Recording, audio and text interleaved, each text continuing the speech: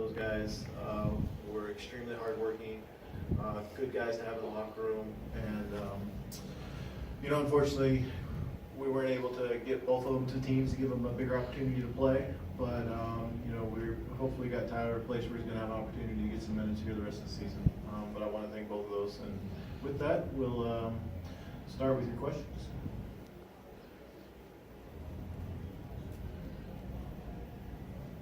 Travis, of course, there were a lot of rumors that teams were reaching out to you about possibly Torian Prince, Jeremy Lin, or Dwayne Dedman.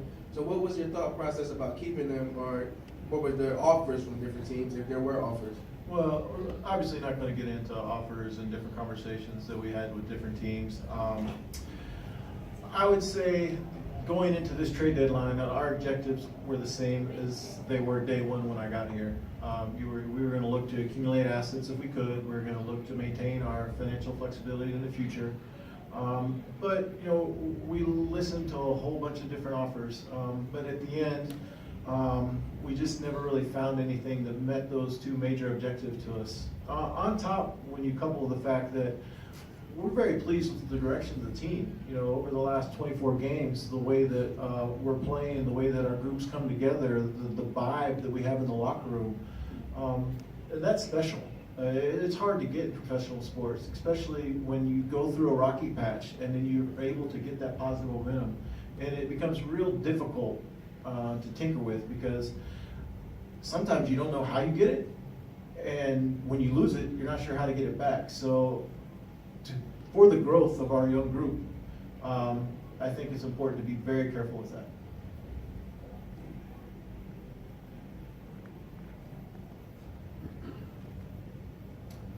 It was reported that the reason why you had to waive Daniel Hamilton was due to a technical error. What exactly? Yeah, unfortunately, as some of these things come last second, the Florida stuff, there's a timing and sequential thing you have to have inside the league office in the queue. And unfortunately, we got that in just a little bit too late. The rest of the season, you don't have two open roster spots. What was your plan to use those spots moving forward? Yeah, so we have 2 weeks, 14 days to get up to 14 by league rules. We'll just start taking a look at young guys, more than likely, take a look at guys in the G League, take a look at some of the guys that got waived, kind of like we did last year. Bring guys in on 10-day contracts, see if there's a guy we think that's a fit for us long term, and go from there. But it's a good opportunity to do that for the rest of the season for sure. Were you surprised for a couple of your guys that maybe there weren't better offers out there than there were? Again, I don't really want to get into what offers were made, what offers weren't made. I think what's important is staying with our objectives, right? Maintaining. We have 5 picks in this year's draft, so one of the things we went into this trade deadline with is we wanted to avoid getting more picks in this draft. We feel like even adding 5 rookies to the team next year might be too many. So when teams would come out of this and offer us a second-round pick in this draft, that wasn't appealing to us for what we may or may not have to do to get that pick. So keeping our flexibility moving forward, not taking on money next year unless it was a great asset. We wanted to stay away from those. So it's a balancing act. So I wouldn't say surprised, but to keep with our number one objectives, the space and collecting positive assets, we have to balance it out.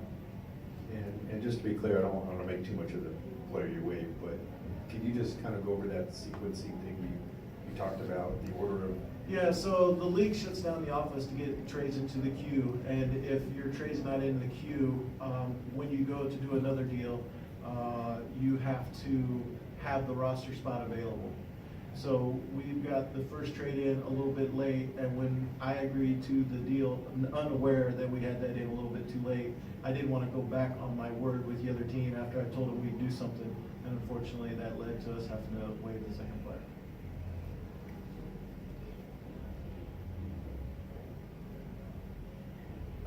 Report out about the Celtics deal. Are you able to comment on that, Jabari?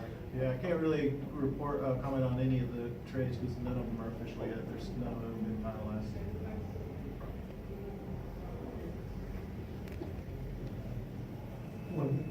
Sorry. One of the questions that when you have guys on expiring contracts that don't get moved is the question of potential buyouts. Is there anything that you're looking at on that front? You know, I have not talked to any of our guys about that or the representatives. Like I mentioned, we really do, and one of the things that went into this, we're excited about the way the team's played over the last couple months. So certainly not going to, it won't come from us. Now, if they come to us and they're in a situation where they feel like they can go to a playoff team or they're not happy, but we are excited about the vibe we have and the way our locker room is. Those of you that are here a lot and see us, like, it's positive. So I hope not, but again, we'll work with guys if that's the way that what they want to do.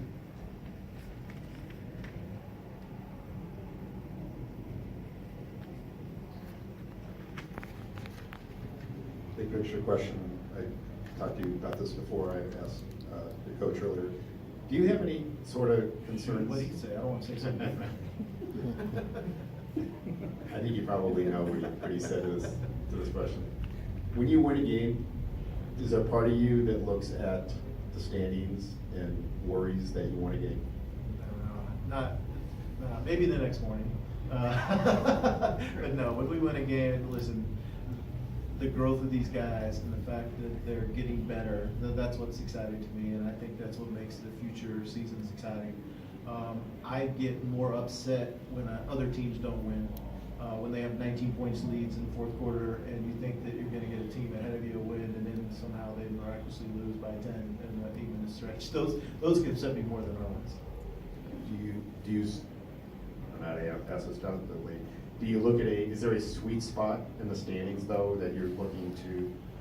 You know, with the new lottery odds, it really has changed a lot, right? It used to be 25-20, like it was dramatic. Now, not near as much. You know, obviously the higher up the better every chance, but you're going to see more teams coming from 10, 9, 8. Last year we had Sacramento, I believe it was 7, jump to 2. You're going to see a lot more of that because those teams have a much greater chance to move forward. So I can't say this off the record, too many of you, but anyway, you're going to have people complaining over, in my prediction, over the next 4 or 5 years. You're going to see a lot of teams, like 12-play team, jumping up to the top 3, and you're going to have all these teams at the bottom screaming, "This isn't fair! This isn't fair!" That's just my prediction. With the success you've had over the last few years in the draft, of course, Trae Young being a top 5 pick, but getting the likes of John Collins and getting Kevin later in the draft, are you concerned where you may fall in the draft? You know, if it's not necessarily a top 5 pick this summer? No, I mean, listen, I've maintained since day one that you can find talent anywhere in the draft. You know, obviously you have to get lucky, but you can find talent anywhere in the draft. And if I get lucky, I mean, there has to be talent there, but you can find it.